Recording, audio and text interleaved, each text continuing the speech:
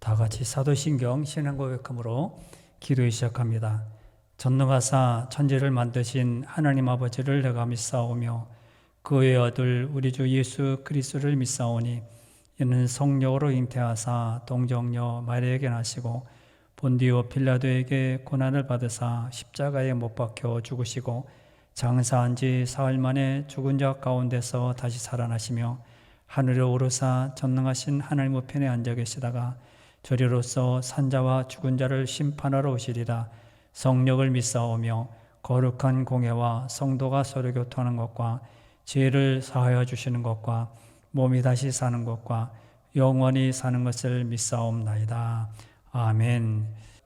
찬송가는 292장 찬양하겠습니다. 292장입니다.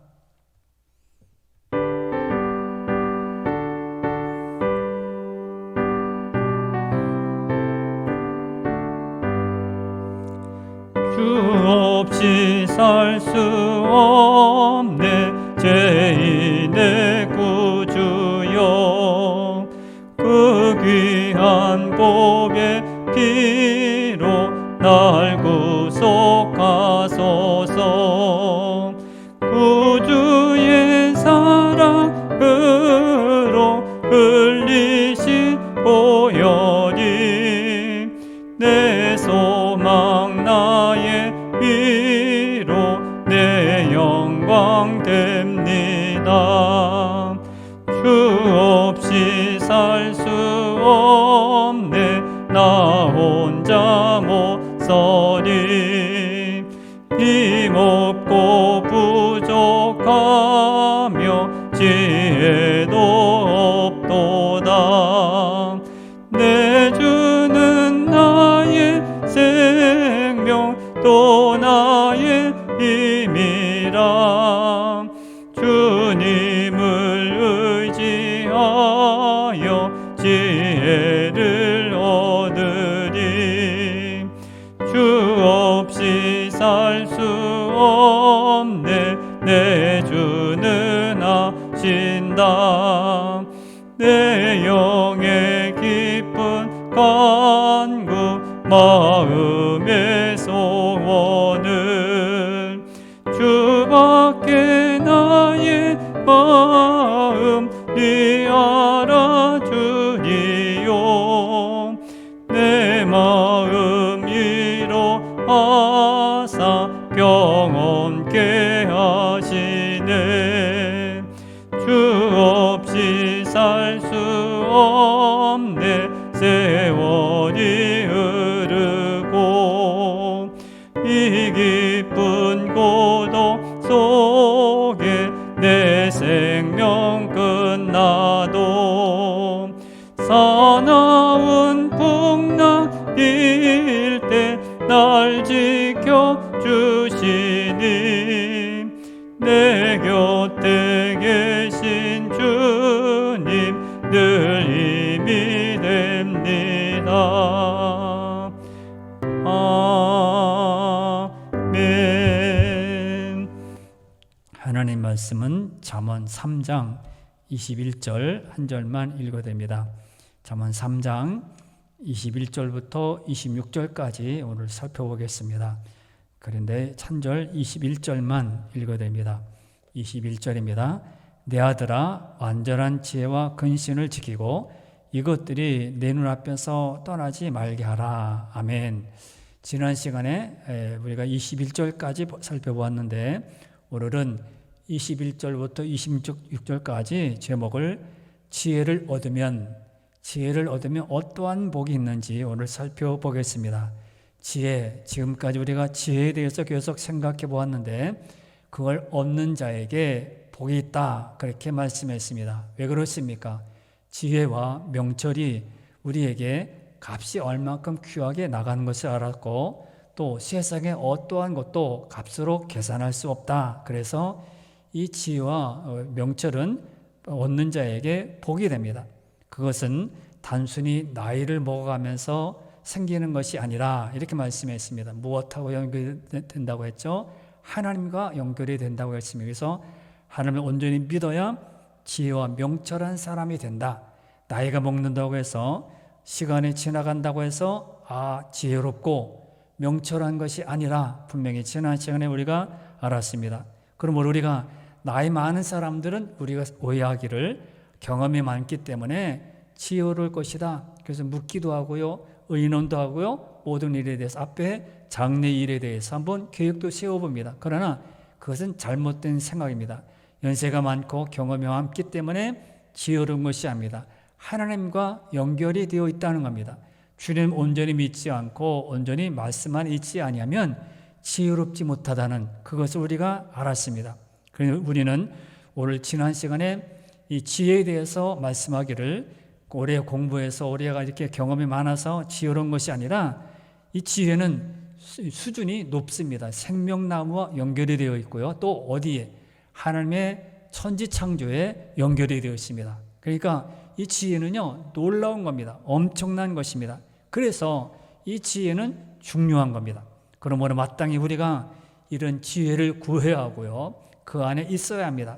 그러므로 오늘 본문에서 21절부터 26절 말씀에서 아주 기본 중심이 되는 중요한 구절이 있습니다. 그것이 21절 읽어드린 21절 말씀입니다. 21절 말씀을 다시 한번 읽어드립니다. 내 아들아, 완전한 지혜와 근신을 지키고 이것들이 내 눈앞에서 떠나지 말게 하라. 이렇게 말합니다.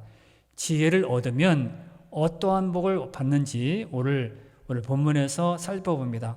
21절부터 26절 말씀에 세 가지로 기록이 되어 있는데 지혜를 얻으면 우리에게 복이 있습니다. 첫 번째는 인생의 내 목에 장식이 된다. 이렇게 말씀합니다. 내 목에서 장식, 우리는 장식품 많이 즐겨 사용을 하죠. 반지나 팔찌, 이것은 기본이고요. 코나 귀나 배꼽에도 피어싱을 해서 사람들에게 잘 보이려고 그렇게 장신구를 장식합니다.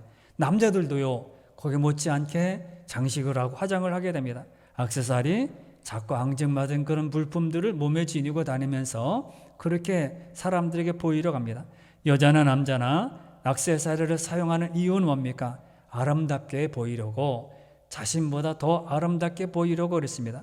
옛날에는 이를 통해서 자신에 대한 존경심을 갖도록, 그래서 저 사람은 위대한 사람, 높은 사람, 그래서 이렇게 주렁주렁 달르고, 지금도 아프리카에 보면 이런 모든 이렇게 구슬이라든지 여러 가지 장신구를 몸에 달고 다니게 됩니다. 그렇다면 장신구를 이용하는 사람들의 심리 뒤에는 무엇이 있을까요? 그것은 자신을 자랑하고 싶은 마음이 깔려 있습니다. 나는 이런 사람이다, 이런 좋은 것을 가지고 있고 높은 곳에 있다, 자랑하려고 그랬습니다. 사람은 누구나 다 아름다워 보기를 원합니다. 참 아름다워, 참 이뻐, 잘 어울려. 그래서 사람들에게 그런 말을 듣기를 원합니다. 젊어 보인다고 하고 아름답다고 하고 참 귀하다, 이런 아름다움이 어디 있을까? 그 말을 듣기를 사람들은 원한다는 겁니다. 자신을 아름답게 보이려고 사람들은 장신구를 사용하고 그 사람들에게 나타내 보이랍니다. 남자든 여자든 똑같은 그런 마음이 같습니다. 그런데 장신구에 액세서리에 의지하지 않고도요, 아름다운, 정말 세상에서 모든 사람 가운데 아름다운 그런 모습을 나타내는 그런 일들이 있습니다. 방법이 있는데 방법이 22절에 나타나 있습니다. 오늘 본문 22절을 읽어드립니다. 그리하면 그것이 내 영혼의 생명이 되며 내 목에 장식이 되리니, 이렇게 말합니다. 내 영혼의 생명이 되고, 우리 영혼의 생명, 살아있는 생명이 되고 내 목에 장식이 될 것이라. 이것이 귀한 일입니다. 그런데 뭐 때문에 그리하면 그랬죠?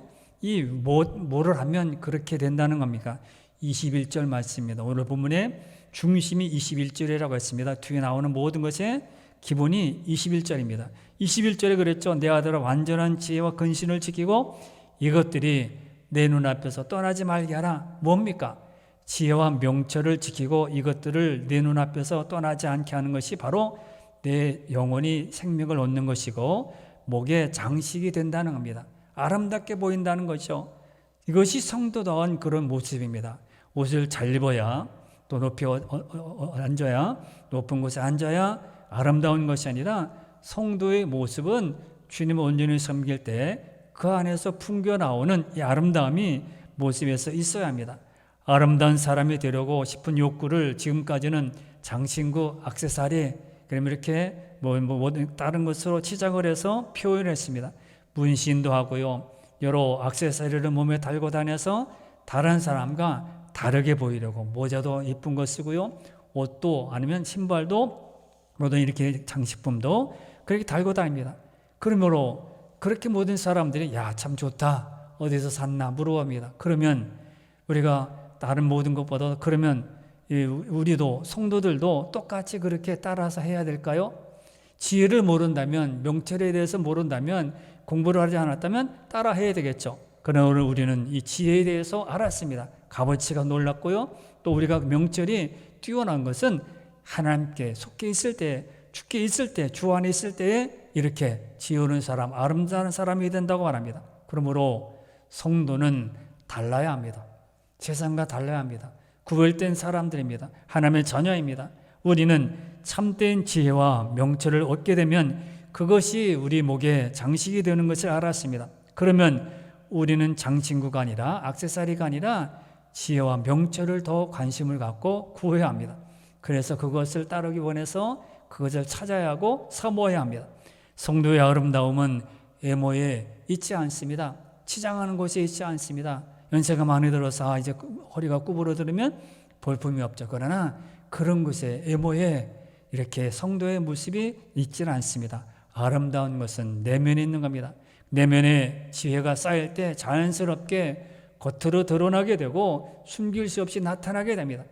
그릇에 물이 가득하면 자연스럽게 물이 넘치는 것처럼 지혜와 명철을 사모하고 이것이 내 안에 쌓이게 되면 자연스럽게 밖으로 나타나게 되어서 사람들이 볼 때 무시하지 않고 사람들이 인정을 하게 되는 겁니다. 그러므로 내 내면이 아름다운 것으로 지혜와 명철 하나님으로 가득 차 있을 때 밖으로 지혜와 명철이 나타나게 되는 겁니다.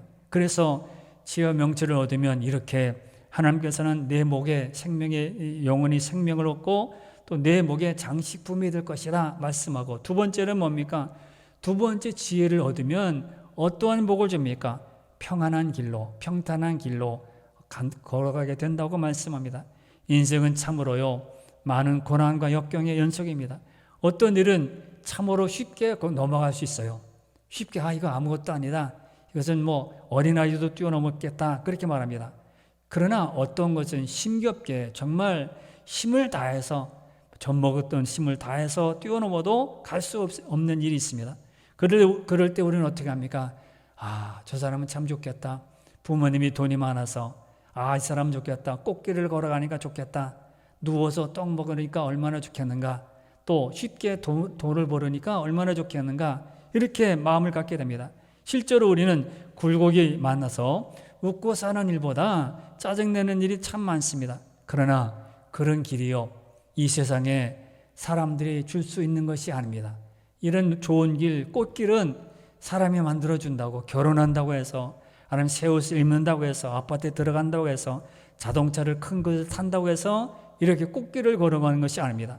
순탄한 삶, 평안한 삶은 어디에서 올까요? 23절에 나타나 있습니다. 23절에 보면 이렇게 말을 합니다. 읽어드립니다. 내가 내 길을 평안히 행하겠고 내 발이 거치지 아니하겠으며, 이렇게 말합니다.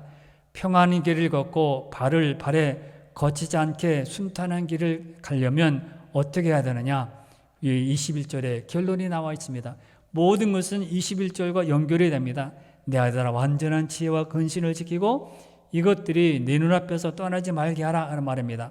완전한 지혜를 찾아가고 그곳에서 눈을 떼지 않으면 우리가 가는 길이 평안한 길이 될 것이고 우리 발이 어떤 곳에서도 걸려 넘어지지 않게 한다는 거예요. 우리가 살아가면서 평안한 길 원하지만은, 그렇게 말도 하고 덕담도 하고 그러지만은 평안한 길, 사람이 가는 길은 평안한 길이 없는 것 같아요. 매일 비포장 길이고요, 매흙탕물 길이고 항상 비가 오고요. 그리고 걸려 넘어지지 않는 거 우리가 원하는 일이죠. 그러나 걸려 넘어지는 일이 너무너무 많습니다.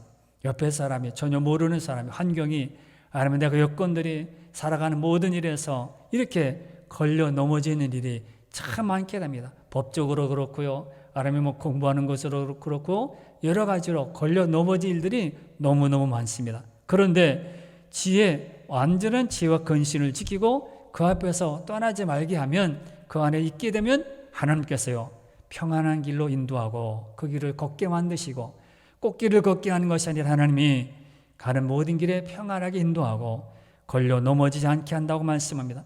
부모들이 자녀들에게 평안한 길을 걷게 하려고 노력을 참 많이 합니다.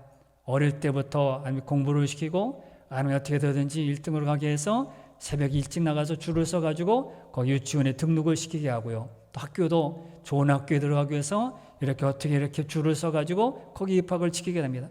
자녀에게 다른 것을 할 것이 아니라, 그런 것도 중요하겠죠. 그러나 지혜의 말씀, 곧 하나 성경 말씀을 마음에 담아 두게 해야 합니다. 그러면 그 지혜가 부모가 다 따라다니고 부모가 막 유도하고 부모가 유학시키고 외국에 유학시켜서 그렇게 해도 자녀가 제대로 잘하지 못합니다. 그러나 말씀을 넣어주고 지혜의 말씀을 넣어줄 때 자녀와 하여금 순탄하게 자라게 하고 걸리지 않게 한다는 거예요.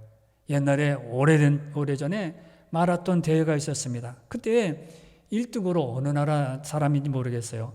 외국 사람인데 1등으로 달려왔습니다. 그런데 관중석에서요 갑자기 뛰어나와가지고 그 사람을 좋아가지고 이렇게 환영하는 거죠. 이렇게 허그를 했습니다. 감사준 거예요. 축하한다고 했죠. 그래서 넘어졌어요. 그래서 뒤따라오던 사람이 가서 1등을 했습니다. 갑작스러운 일이죠. 이런 일이 너무너무 많습니다. 갑작스럽게 나타내서 나를 해방시키고요, 못 가게 하고요, 맞게 합니다. 걸리지 않게 하는 것, 하나님께서 우리를 걸리지 않게 하셔야 우리는 1등으로 들어올 수 있습니다. 이것은 결국 하나님의 지혜를 소중히 여기는가 아니면 그렇지 않는가의 차이입니다. 하나님의 지혜를 사모하는 그런 사람들에게 이렇게 평안한 길로 걸리지 않게 만드신다는 겁니다. 돈이 많아야 되고요, 우리가 건강해야 되고요, 그런 것이 아닙니다. 하나님의 말씀을 내 마음에 담으면 그것으로 하나님께서 그 지혜로 우리를 순탄하게 걸리지 않게 하신다는 것입니다. 세 번째 마지막은 셋째로 뭡니까? 두려움이 없을 것이라고 말합니다. 두렵지 않다는 겁니다. 우리는 두려움 때문에 뭐를 못해요. 뭘 하려면 잘 될까? 그렇게 하면 저 사람이 나를 도와줄까?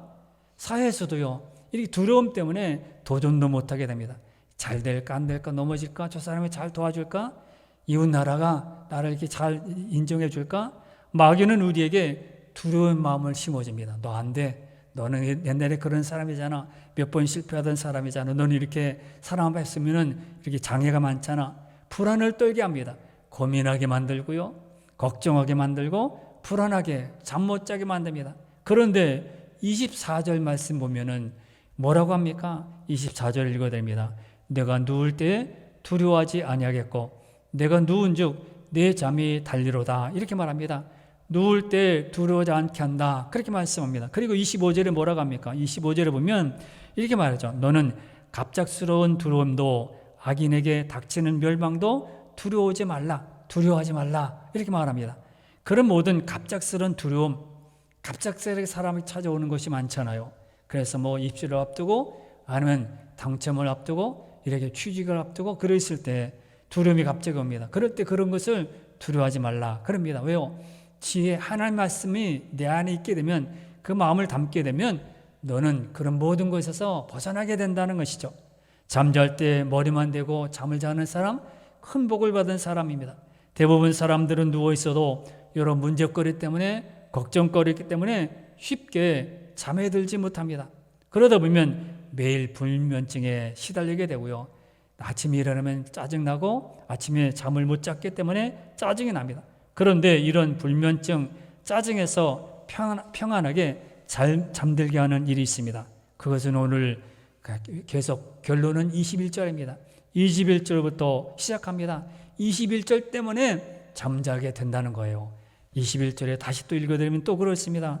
내 아들아, 완전한 지혜와 근신을 지키고 이것들이 내 눈앞에서 떠나지 말게 하라는 겁니다. 하나님의 말씀을 그 앞에서 떠나지 말게 하라. 그러면 너를 잠잘되게 만들고 두려움에서 벗어나게 만드신다는 겁니다. 지혜에 관심을 갖고 지혜를 구하면 그 지혜가 두려움을 사라지게, 잠도 잘 자게 만드신다는 겁니다. 그래서 하나님은 당신이 사랑하는 자에게 잠을 주신다고 말씀했습니다. 시편 127편 2절에 이렇게 말합니다. 127편 2절 말씀을 읽어드립니다. 너희가 일찍이 일어나고 늦게 누우며 수고의 떡을 먹음이 헛되도다. 그러므로 여호와께서 그의 사랑하시는 자에게는 잠을 주시는도다. 이렇게 말씀했습니다.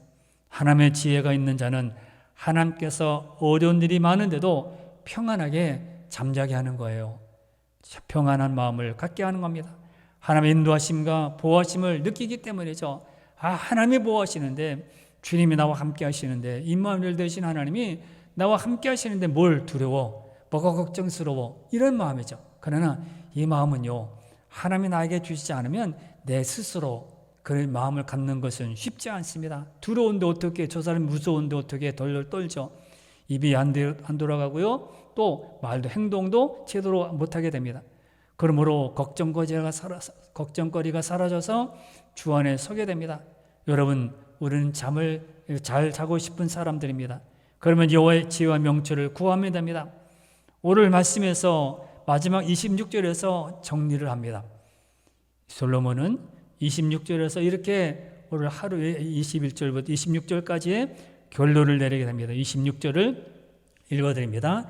대저 여호와는 내가 의지할 이시리라, 내 발을 지켜 걸리지 않게 하시리라, 이렇게 말합니다. 여러분, 26절을 읽어드렸는데 여기에서 아주 특별한 것을 발견하게 됩니다. 뭐죠? 지금까지 계속 지혜, 명철 이런 것에서도 계속 말씀했습니다. 지혜가 값이 많이 나가고 지혜가 있으면 두렵지 않고 평안한 길을 가며 내 모든 앞길을 하나님께서 세우실 것이다. 잠잘 자게 하고 평안한 길로 인도할 것이다. 걸리지 않게 할 것이다. 그런데요, 오늘 26절에 보면요, 대저 여호와는 이렇게 말합니다. 지혜는 그것이 아니라 여호와는 이렇게 말합니다. 이유는 뭡니까? 지난 시간에 말씀드렸습니다. 이유는 뭐죠? 하나님 안에 있을 때 주의 말씀이 모든 근본은 하나님께 따라갑니다. 하나님을 지칭하는 거예요. 하나님을 말씀하신 것입니다. 지혜는 바로 여호와 하나님을 말씀하신 것이기 때문에 여호와 안에 있는 모든 자는 발을 지켜 걸리지 않게 할 것이라고 분명히 말씀합니다. 하나님께서 우리의 발을 지켜주시고 걸리지 않게 넘어지지 않게 하신다는 겁니다. 지혜가 하나님이시고 하나님 자신을 말씀하는 것입니다. 하나님이 나의 보호자라면 우리가 두려울 필요가 없지요. 낙심할 필요가 없는 것이죠. 어떤 상황에서든지 하나님을 의지하고 나아갈 때 주님 우리를 보살펴 주시기 때문입니다. 그러므로 우리는 지혜에 대해서 특별한 관심을 가져야 합니다. 지혜를 제대로 이해하고 그 지혜를 구하는 자가 되면 놀라운 복, 놀라운 유익들이 나타나게 됩니다. 액세서리를, 장신구를 많이 사용하지 않아도 우리를 알아서 특별한 모습으로, 특별한 사람으로, 아름다운 모습으로 남게 됩니다. 우리가 가는 길이 순탄하고 더 많은 것들을 경험하게 될 것이고 우리의 큰 자산이 됩니다. 그리고 지혜를 구하는 자는 결국 우리로 하여금 안전하게 지켜주시는 여호와 하나님을 새롭게 만나게 될 것이고 보게 될 것이라, 이렇게 말씀합니다. 우리 모두 이런 지혜로운 자들이 되어서 하나님이 주시는 축복이 넘치기를 바랍니다.